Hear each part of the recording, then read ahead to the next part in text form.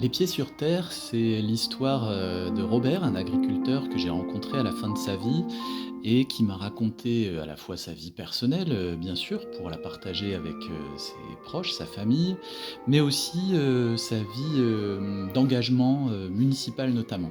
En voici un extrait. Avant de me présenter aux élections municipales, je participais aux commissions d'attribution.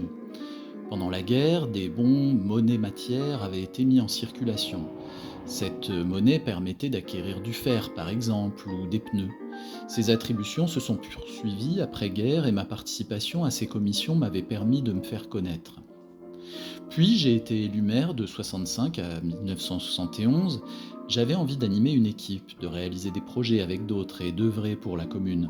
Ayant un caractère déterminé, et souvent quand j'ai un objectif, je vais au bout de mes projets, j'avais préparé mon élection pour mettre toutes les chances de mon côté. Je devais recueillir un maximum de voix des administrés. Les gens se faisaient une idée de celui pour qui ils allaient voter selon ses actes. J'ai dû ainsi gagner davantage de voix que j'en ai perdu lorsque j'ai soutenu le remembrement. En effet, cela me semblait utile pour améliorer l'accès à l'eau pour les agriculteurs.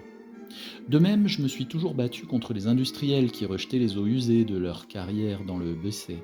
Ils exploitaient le kaolin, cette argile utilisée dans la fabrication de la porcelaine. C'étaient des carrières à ciel ouvert d'où étaient extraits également de la silice et du sable.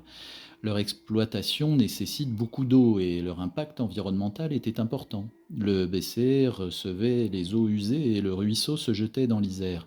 Je tenais à ce que la rivière ne subisse aucune pollution. Le nécessaire n'étant pas assuré, des sables à kaolin en suspension restaient dans les eaux rejetées.